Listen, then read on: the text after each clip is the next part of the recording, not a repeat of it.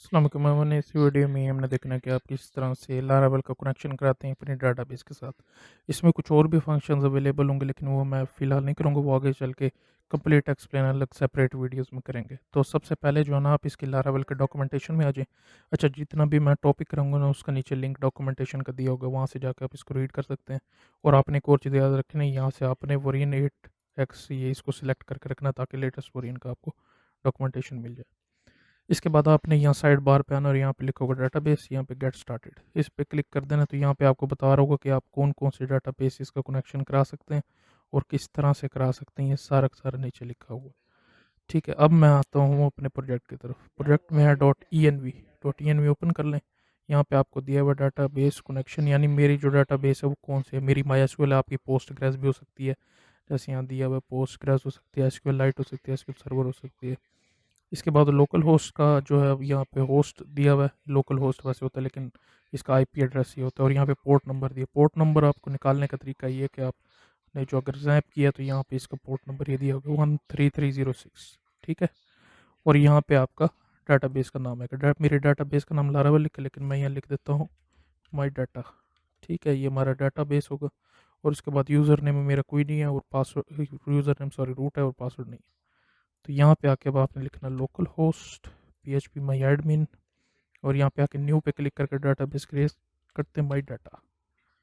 ठीक है, क्रिएट कर दी। अच्छा, इसमें आपने एक चीज़ याद रखनी है, जो लारावेल जो खुद पूरा फ्रेमवर्क है उसके अंदर ऐसे ऑप्शंस हैं कि आप जो है इसी के अंदर से ही टेबल्स भी क्रिएट कर सकते हैं, उसमें चेंजिंग करनी हो वो भी कर सकते हैं।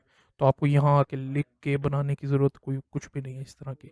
आप एक दफ़ा डाटाबेस क्रिएट कर दें, इसके बाद भूल जाएं। इसके बाद हम जो है यहाँ से डाटाबेस और लोक्वेंट मॉडल वगैरह या माइग्रेशंस वगैरह डाटाबेस की ये यूज़ करके इसको करेंगे। ठीक है, अब जो हम करने वाले हैं ये चीज़ ऑप्शनल है, अगर आप इसको यूज़ करना चाहते हैं कर लें, अगर इसको नहीं करना चाहते कोई मसला है, सिर्फ कनेक्शन टेस्ट करने के लिए। और ये मैं करने के बाद इसको कंटिन्यू करूँगा, इसको ख़त्म नहीं करूँगा, यानी कि जो भी चीज़ बन के आएगी टेबल्स वो ख़त्म नहीं होंगे, वो सारे कंटिन्यू। अभी बन गया, अब कनेक्शन हो गया, लेकिन कनेक्शन हम टेस्ट करने के लिए एक चीज़ करते हैं। यहाँ से टर्मिनल में ओपन कर लेता हूँ और यहाँ पे मैं लिखता हूँ PHP आर्टिसन माइग्रेट।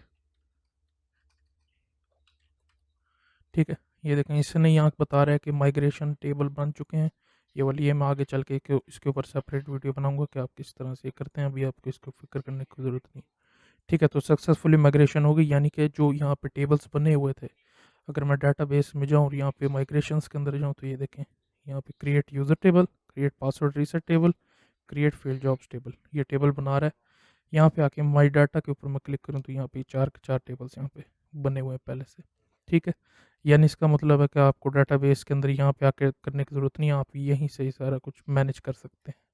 ठीक है, इसके बारे में अब आगे जाके पढ़ेंगे, अभी इसको हमने नहीं देखना। तो ये सिंपल तरीका था किस तरह से आप अपना कनेक्शन करा सकते हैं डाटाबेस के साथ।